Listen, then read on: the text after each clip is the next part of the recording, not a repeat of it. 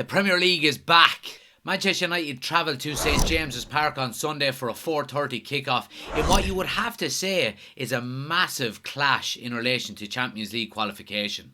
Now that the dreaded international break is over, Manchester United can get back down to business and look to maybe have a good end to the season, a good run in. Obviously, we're into the final stages now, and Manchester United do go into this game in some decent enough form. 2 wins, 2 draws and a loss on the back of our last 5 games. And Newcastle, similar enough.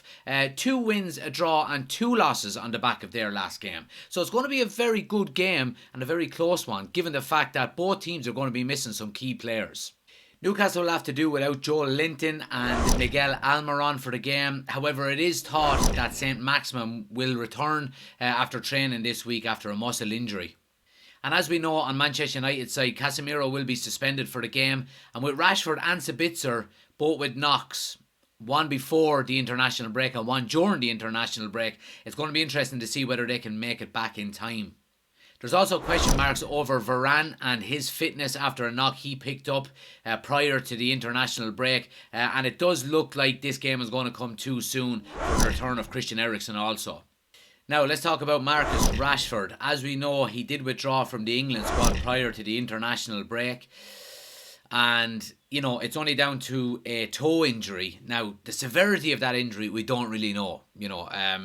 We've mentioned it previously that this could be maybe a tactic out of Manchester United, Erik ten Hag and Rashford himself, to get a well-deserved rest. He's played an awful lot of football this season already. And on the back of a couple of seasons where he's had pretty bad injuries that he's looking to get over, you know, you don't want to overdo things either and, you know, re-injure yourself for probably what is going to be the most important part of the season.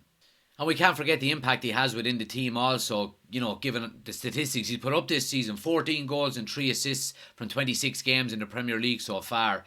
So, you know, any opportunity you can to wrap him up in bubble wrap, you will, because he's so important to the team. We're overly reliant on him in relation to goals, but you know, I think this will be a good rest. Hopefully we can get him back in time for Sunday and he is fit. Hopefully this was just a bit of a ply out of Ten Hag and Manchester United to give him a well-deserved rest, like we said. Now, and like we mentioned previously, Casemiro will be suspended for this game on the back of the red card that he received a few weeks ago. And it's going to be interesting to see how Manchester United get on against Newcastle. Obviously, Newcastle are going to be out for revenge given what happened in the Carabao Cup final and how much of a pivotal role that Casemiro played in that game in Wembley, scoring a goal, and not just scoring the goal, but how maybe he dominated the midfield for large parts of that game as well. But, you know, Manchester United go into this game without him. We've seen a prolonged spell already this season without Casemiro, and we've done okay, you know, but it is quite evident that we're nowhere near as good a team without Casemiro than we are with him, you know. So I think it's going to be interesting to see how Manchester United get on without him. And of course, that we mentioned previously, Sabitzer did pick up a knock that kept him out of the second international game for Austria. Now, he was on the bench for it, so hopefully the injury is not too severe. He did arrive in training today at Old Trafford. This is Friday. So, you know, he did arrive at training. So, look, let's hope he can be back in time as well. Obviously, Christian Eriksen won't be back in time. So, we're going to need all of the help we can get in midfield. And, look, is Scott McTominay maybe an option? He scored a couple of good goals against Spain the other day. He's got 4 goals in 2 international games. So, maybe, is that going to maybe change Ten Hag's way of thinking in relation to the starting lineup?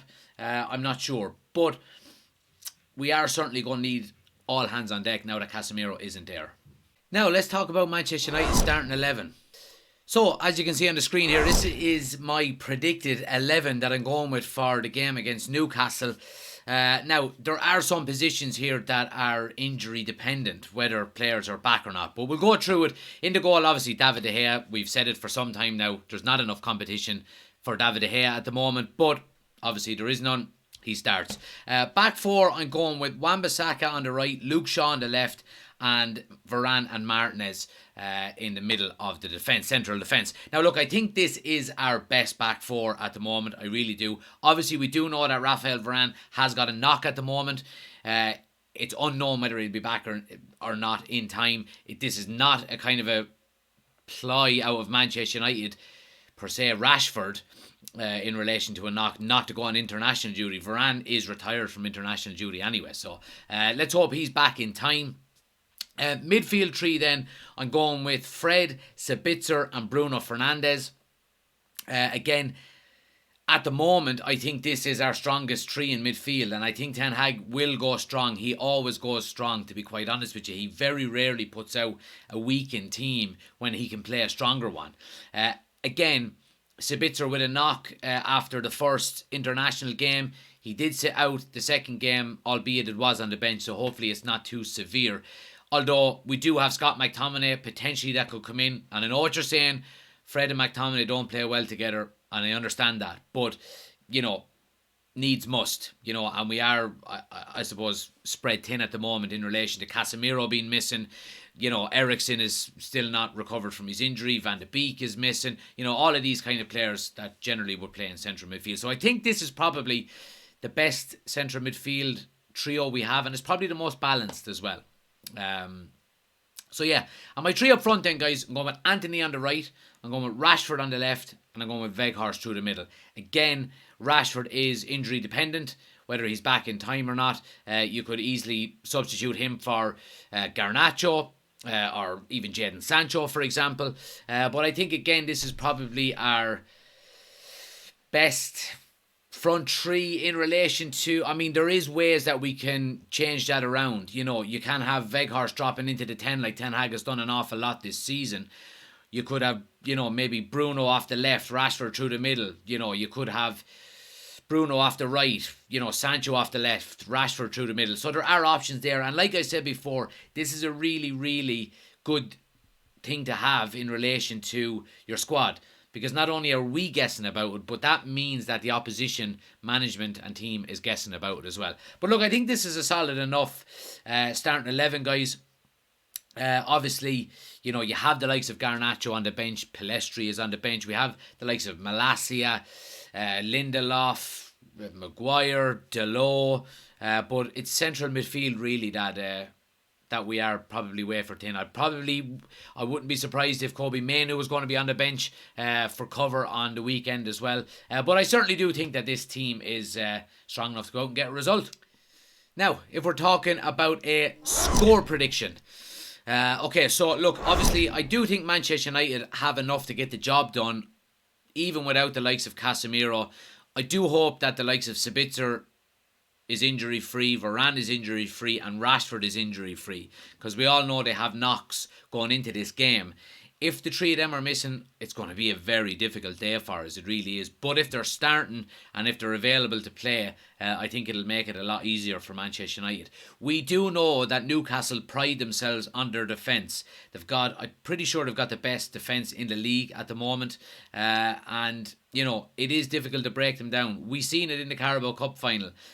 We scored a couple of goals, but they're not an easy team to break down. And I think we do have to be very careful on the counter-attack also.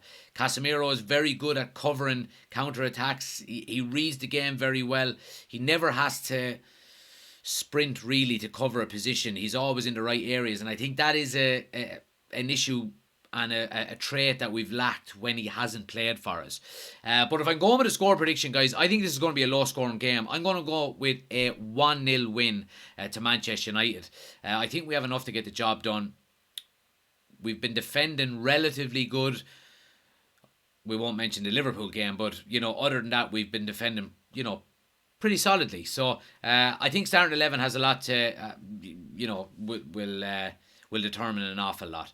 But let me know what you think, guys, in the comments below. Let me know your score predictions. Let me know your starting 11 if you agree or disagree. Let me know in the comments below. Make sure you hit the like and subscribe button. And we'll be doing the watch along from 4 o'clock on Sunday. So hope to see you there.